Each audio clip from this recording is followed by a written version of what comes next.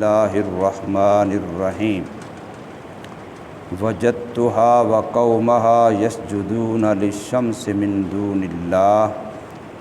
وزين لهم الشيطان أعمالهم فصدهم عن السبيل فهم لا يهتدون صدق اللہ مولانا العظیم۔ پایا میں نے اس عورت کو اور اس کی قوم کو سجدہ کرتے ہیں وہ واسطے سورج کے اللہ کو چھوڑ کر، اور مزین کر دیا ان کے لیے شیطان نے ان کے برے اعمال کو، پس روک رکھا شیطان نے ان کو سیدھے راستے سے، پس وہ ہدایت پر نہیں ہیں۔ سورہ نمل کی آیت نمبر 24 آپ حضرات کے سامنے پڑھی ہے۔ اگلی آیت چونکہ آیت سجدہ ہے اس لیے اس کی تلاوت نہیں کی، انشاءاللہ خلاصہ اس کا ساتھ بیان کر دیا جائے گا۔ جس وقت ہدہد پرندہ حضرت سلیمان علیہ السلام کے پاس واپس آیا تو اپنی غیر حاضری کا عذر بیان کیا، تو اس نے کہا تھا کہ میں نے ایک ایسی قوم اور ایک ایسا علاقہ دیکھا ہے جو اللہ تبارک و تعالی کے بغیر سورج کی عبادت اور پوجا کرتے ہیں، جب کہ وہ اللہ تبارک و تعالی کے مخلوق ہیں، ان کو اللہ کی عبادت کرنی چاہیے۔ اور پھر ان کی بادشاہ و سربراہ ایک عورت ہے، اور دنیاوی لحاظ سے ان کو تمام نعمتوں سے نوازا گیا ہے، اور اس عورت کا عرش یعنی تخت بہت بڑا ہے، اور یہاں اس نے ان کی سورج کی پوجا کرنے کی صراحت کرتے ہوئے فرمایا کہ اس کی وجہ یہ ہے کہ شیطان جو ازلی طور پر انسان کا دشمن ہے، وہ ہمیشہ انسان کو حق اور سچ میں تلبیس کرتا ہے، اختلاط کرتا ہے، باطل کو حق ہونا دکھاتا بتلاتا ہے، غلط کا صحیح ہونا دکھاتا بتلاتا ہے۔ بندہ کر گناہ رہا ہوتا ہے، کر گندے عمل رہا ہوتا ہے، اور شیطان اندر اندر میں دل کو، اس کے دل کے اندر یہ وسوسہ ڈالتا ہے کہ تو بہت اچھا کر رہا ہے،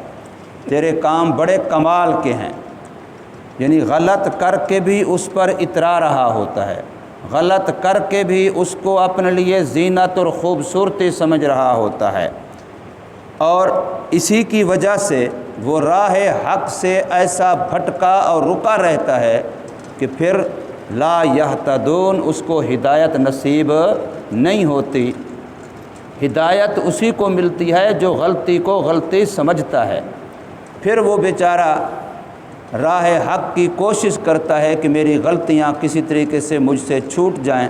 اور میں صحیح طرف آ جاؤں۔ لیکن جو بندہ غلطی کو غلطی ہی نہیں سمجھتا، ایک بیمار اپنے آپ کو بیمار ہی نہیں سمجھتا، تو وہ علاج کیا کرائے گا؟ وہ حکیم ڈاکٹر کے پاس کیا جائے گا؟ اس نے تو سمجھا ہوا ہی یہ ہے کہ میں بیمار سرے سے ہوں ہی نہیں، میں صحت مند ہوں، تو وہ ظاہر ہے ایسا آدمی کبھی علاج نہیں کرائے گا، اپنی اصلاح کی درستگی کی کوشش کبھی بھی نہیں کرے گا، وہی کرے گا جو اپنے آپ کو بیمار سمجھے گا۔ اس لیے اس ہدہد پرندے نے حضرت سلیمان علیہ السلام کے سامنے فرمایا وجدتها، پایا میں نے اس عورت کو جو اس علاقے کی سربراہ، حاکم و بادشاہ ہے، وقومها، اور اس کے محتاط رعایا اس کی قوم کو، یسجدون للشمس، کہ وہ سارے سورج کی عبادت کرتے ہیں، سورج کے سامنے جھکتے ہیں، سورج کا سجدہ کرتے ہیں، من دون اللہ، اللہ کی ذات کے علاوہ، اللہ کو چھوڑ کر، رب کائنات جس کی وہ کھاتے ہیں، جو ان کا مالک و رازق ہے، اس کو چھوڑ کر سورج کی عبادت، سورج کا سجدہ کرتے ہیں۔ اور ایسا کیوں کرتے ہیں؟ وَزَيَّنَ لَهُمُ الشَّيْطَانُ أَعْمَالَهُمْ، کہ ان کے ان برے اعمال کو شیطان نے ان کے دلوں میں خوبصورت بنا کر کے پیش کیا ہوا ہے، وزینا مزین کر دیا ہے، زینت والا بنا دیا ہے، خوبصورت کر کے دکھایا ہے ان کو شیطان نے اعمالہم ان کے ان برے اعمال کو، اور اس کا نتیجہ فصدہم عن السبیل شیطان نے ان کو راہ حق سے سیدھے راستے سے روک رکھا ہے، فہم لا یہتدون اب وہ ہدایت نہیں پا سکتے۔ اب شیطان کی تدجین جو اعمال کی کر رکھی اس نے برے کی، اور اسی طریقے سے جو اس نے راہ حق سے سیدھے راستے سے روک رکھا ہے، اسی کا نتیجہ ہے کہ وہ اللہ جیسی ذات کو جو علیم ہے، جو خبیر ہے، جو قدیر ہے، اس ذات کو چھوڑ کر کے سورج کی عبادت کرتے ہیں جو اللہ کے حکم کا ایسا پابند ہے کہ جب سے شمسی نظام بنا اس دن سے لے کے آج تک ایک لمحے کے لیے بھی رات اور دن، سورج اور چاند، اس کے نظام میں کوئی خرابی اور گڑبڑ نہیں ہوئی، ایک لمحہ بھی انہوں نے اللہ کے حکم سے سرتابی نہیں کی۔ سورج کو اللہ نے جس ڈیوٹی پہ لگایا اسی پہ ایک سیکنڈ کی کمی بیشی کے بغیر چل رہا ہے، اتنا اللہ کے حکم کا پابند ہے۔ سورج بھی ایسے چل رہا ہے، سارا نظام رات دن کا بھی ایسے چل رہا ہے، تو اللہ کی ایسی مخلوق کو جو اللہ کے حکم کی ایسی پابند ہے اس کو انہوں نے معبود مانا ہوا ہے، لیکن جس کی سورج مانتا ہے اس کی نہیں مان رہے۔ سورج کی تو مان رہے ہیں کہ یہ خالق و مالک ہے، اس کا سجدہ کرو، لیکن سورج جس ذات کا پابند ہے، جس ذات کی مخلوق ہے، جس ذات کی غلامی وہ کر رہا ہے، اس ذات کا سجدہ نہیں کر رہے، حالانکہ وہ ذات ایسی ہے جو زمینوں اور آسمانوں کے غیب کو جانتی ہے، اور انسانوں کے دلوں میں جو پوشیدہ ہے اس کو بھی جانتی ہے، اور جو زمین و آسمان میں ظاہر ہے اس کو بھی جانتی ہے، اور جو انسان اپنے جسم کی زبان اور اعضاء سے ظاہر کرتا ہے اس کو بھی جانتی ہے۔ تو حضرت سلیمان علیہ السلام کے سامنے ہدہد نے کہا کیوں نہیں سجدہ کرتے وہ اللہ کا، جس اللہ نے اس چیز کو ظاہر کیا ہے جو آسمانوں میں پوشیدہ، اس چیز کو ظاہر کیا جو زمینوں میں پوشیدہ، اور وہ اس کو جانتا ہے، اور وہ اللہ اس کو جانتا ہے جو تم اے انسانوں اپنے دلوں میں چھپا کے رکھتے ہو، اور وہ اس کو جانتا ہے جو انسانوں تم اپنی زبان سے یا دیگر اعضاء سے ظاہر کرتے ہو۔ اور پھر حقیقت یہی ہے کہ اللہ ہی خالق ہے، اللہ ہی وہ ذات ہے جو عرش عظیم کی مالک ہے۔ رب العرش العظیم صرف اور صرف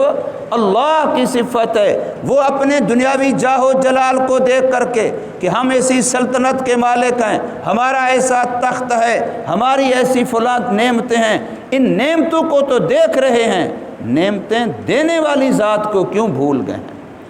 نعمتیں نظر آ رہی ہیں، اپنی کرو فر نظر آ رہی ہے، اپنی بڑائی اور اپنی مالداری چودراڑ سرداری نظر آ رہی ہے، لیکن جس ذات نے یہ دیا ہے اس ذات کو کیوں بھول گئے، اس ذات کا سجدہ کیوں نہیں کرتے؟ اس لیے یہ ساری تقریر تھی اس پرندے کی جو اس پرندے نے حضرت سلیمان علیہ السلام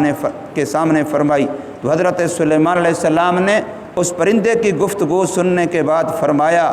قال سننظر اصدقت ام کنت من الکاذبین، ابھی ہم تحقیق کر لیتے ہیں کہ کیا تو سچ کہہ رہا ہے یا تو غلط کہہ رہا ہے، تیرا جھوٹ اور سچ ابھی ہم ظاہر کر سننظر، ابھی ہم دیکھ لیتے ہیں، ابھی غور کر لیتے ہیں، ابھی اس کا معاملہ حل کر لیتے ہیں۔ اصدقت ام کنت من الکاذبین، اور اس کا طریقہ کیا ہے؟ اذهب بکتابی ھذا فالقہ الیہم ثم تول عنہم فانظر ماذا یرجعون، یہ میرا خط ہے، اس کو لے جا انہی کی طرف، اور ان کے سامنے جا کے یہ خط وہاں ڈال، ان کی طرف پھینک، ان کے پاس پہنچا، پھر اس کے بعد ان سے ذرا ایک طرف ہو جا، اور پھر دیکھ وہ میرے خط پر کیا رد عمل کرتے ہیں، وہ میرے خط کا کیا جواب دیتے ہیں۔ تو حضرت سلیمان علیہ الصلوۃ والسلام نے اس معاملے کی تحقیق کا یہ طریقہ اختیار فرمایا کہ پرندے سے فرمائے اذهب بکتابی ھذا، لے جا تو میرا یہ خط، فالقہ الیہم، پھر یہ خط ڈال ان کی طرف، ثم تول عنہم، پھر ان سے ذرا ایک طرف ہو جا، پھر ان سے ذرا ہٹ جا۔ یہ مجلس کا ادب بتلایا۔ فانظر ماذا یرجعون، پھر تو دیکھ کہ وہ اب کس چیز کا جواب لوٹاتے ہیں۔ وہ آپس میں مشورہ کر کے، آپس میں گفت و شنید کر کے، ایک دوسرے سے سوال و جواب کر کے ہمیں کیا جواب دیتے ہیں، ہماری طرف وہ اس کے جواب میں کیا لوٹاتے ہیں، اس کو ذرا دیکھ، لیکن ایک طرف ہو جانا۔ روایتوں میں یہ لکھا ہے کہ وہ پرندہ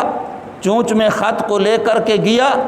اور جہاں وہ تنہائی میں ان کی بادشاہ عورت، جہاں اس کی تنہائی کا اٹھک بیٹھک تھی، بیٹھنا اٹھنا تھا، رہنا تھا، وہاں پہنچا۔ آیا وہ صحن میں تھی وہاں پہنچا، یا اس کے مکان میں جہاں سے اس کو موقع ملا داخل ہوا اس خط سمیت، اور جا کر کے اس کے سینے کے اوپر وہ خط اس نے ڈال دیا اور ایک طرف دور جا کے بیٹھ گیا۔ اب اس عورت نے خط کو دیکھا، پڑھا۔ وہ عورت عربی النسل ہے، وہ علاقہ عرب کا ہے جو سبا کا ہے، وہ عربی جانتے ہیں، لیکن یہاں یہ سوال ضرور پیدا ہوا کہ حضرت سلیمان علیہ الصلوۃ والسلام جس جگہ کے رہائشی ہیں، جو ان کی زبان ہے، اصولاً وہ عربی نہیں ہے۔ یہ الگ بات ہے کہ جب اس کو اللہ نے تمام مخلوق کی زبانیں جنوا دی تھی، سکھلا دی تھی، تو اس میں عربی بھی اللہ نے سکھلا دی ہوگی۔ کیوں؟ اس لیے کہ ان کا جو خط قرآن نے نقل کیا ہے وہ تو عربی میں نقل کیا ہے، وہ عربی میں خط لکھ رہا ہے کہ انہ من سلیمان و انہ۔ اب یہ خط جو لکھا جا رہا ہے، جو قرآن نے بھی نقل کیا ہے، وہ عربی زبان میں ہے، یا تو تھا ہی عربی زبان میں، یا تھا تو ان کی اپنی زبان میں، لیکن قرآن نے نقل اس کو عربی میں کیا۔ اور پھر عربی زبان میں اگر تھا تو سلیمان علیہ السلام کا عربی جاننا یا تو اللہ تعالیٰ کی طرف سے اسی کرامت و معجزے کے طور پر تھا، جس معجزے اور کرامت کے طور پہ وہ باقی تمام پرندوں کی بولیاں جانتے تھے، تو اس میں یہ بھی جانتے تھے۔ اب اس عورت کے پاس جب خط پہنچا، اس نے پڑھا، تو اب اس نے میٹنگ بلائی، اور اس میں جو مشورہ ہوا، جو آپس میں ان کی گفت و شنید ہوئی، وہ اگلی آیات میں تفصیل سے آ رہی ہے۔ اللہ تبارک و تعالی ہمیں سمجھ نصیب فرمائے اور عمل کی توفیق عطا فرمائے۔